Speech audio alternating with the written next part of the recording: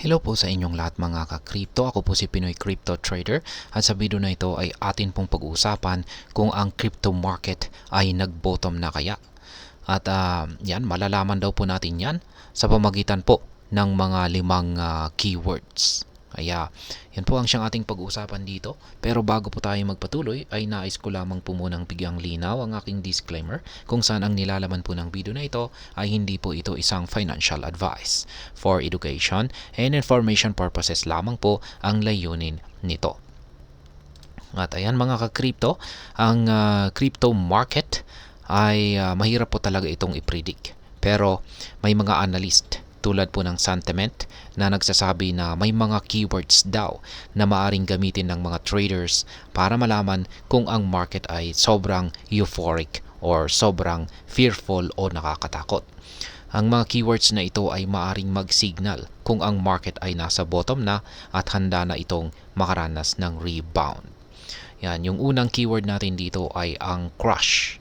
Yan, kapag ang salitang crush ay madalas na ginagamit sa social media, ito ay kadalasang nangangahulugan na ang presyo ay bumagsak na at ang mga traders ay nasa panic mode na.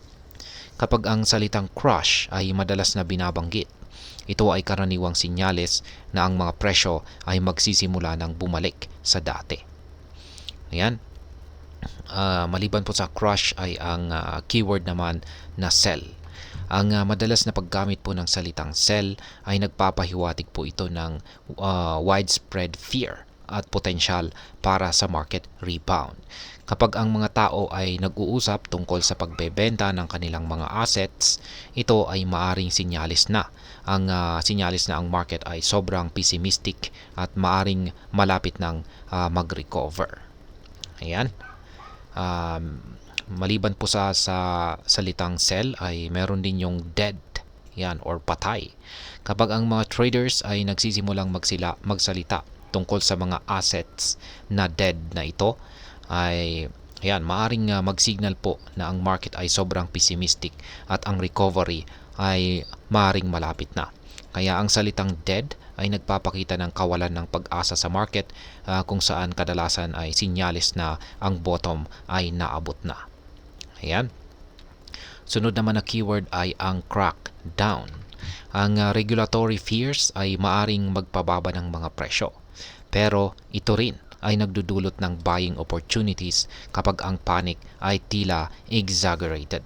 Ang salitang crackdown ay tumutukoy sa mga legal at regulatory pressures na nagpaparamdam sa mga traders na restricted sila at natatakot sa mga aksyon ng gobyerno o sa potensyal na resulta ng isang bago or ongoing na lawsuit. Yan, ang panghuli pong keyword natin dito ay ang liquidation. Ang salitang ito ay tumutukoy po sa forced selling dahil sa sudden price moves. Ang mataas na mentions ng liquidations, lalo na ang short liquidations, ay maaring magpahiwatig ng magandang entry point para sa mga bagong buyers. Kaya ang liquidation ay nangyayari kapag ang mga traders ay napipilitang isara ang kanilang mga positions dahil sa biglaang paggalaw ng presyo, kung saan maaring mangyari sa bullish at bearish conditions.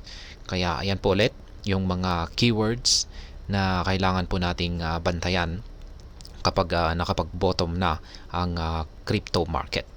Yan yung mga salitang crush, sell, dead, crackdown at saka liquidation. Ngayon ang pagkuha po ng contrarian approach sa mga social media sentiments ay kadalasang isang matalinong hakbang dahil ang extreme fear at euphoria ay karaniwang nauuna sa market reversal. Sa madaling salita, kapag ang lahat ay tila nasa bullish or bearish train of thought tulad ng sa FTX collapse o sa recent rate cuts, ito ay kung saan ang isang malinaw na larawan ay karaniwang pong ipinipinta. Kaya yan, ang crypto market ba ay ngayon ay nag-bottom na? Ang sagot po ay hindi po ito straightforward. Ang paggamit ng mga keywords na ito ay isang paraan lamang upang makakuha ng insight sa market sentiment. Hindi ito garantiya na ang market ay nag-bottom na, pero ito ay nagbibigay po ng indikasyon na ang market ay maaring malapit na pong mag-rebound. Ang mga keywords na ito ay nagpapakita ng extreme fear sa market na kadalasan ay sinyales na ang presyo ay malapit na pong bumalik sa dati. Sa kasalukuyan, ang presyo po ni Bitcoin ay bumaba ng 3% sa nakaraang 24 oras dahil po sa heightened geopolitical tensions sa Middle East. Ang mga crypto traders ay lalong nag-aalala kung ano ang magiging epekto ng escalating conflict sa risk assets. Sa ganitong mga sitwasyon ay ang paggamit po ng mga fear keywords ay maaring makatulong sa mga traders na magdesisyon kung kailan ang tamang panahon para pumasok sa market. At yan, sa kabuuan, ang masasabi ko po rito ay ang pag-unawa po sa market sentiment at ang paggamit ng mga keywords na ito ay isa po itong bahagi lamang ng mas malawak na strategy sa trading.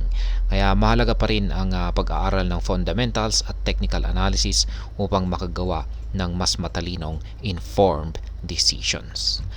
At ayan, hanggang dito na lamang po tayo sa video na ito mga ka-crypto. Sana po ay inyong nagustuhan ang aking paliwanag sa video na ito. Kung inyo po itong nagustuhan, pag-click lamang po ang like button nito. Para naman po sa mga bago lamang dito, kayo po ay aking inaanyayahan para mag-subscribe.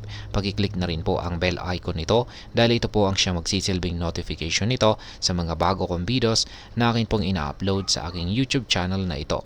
Marami pong salamat sa panonood. Ingat po tayo lagi at God bless po sa ating lahat.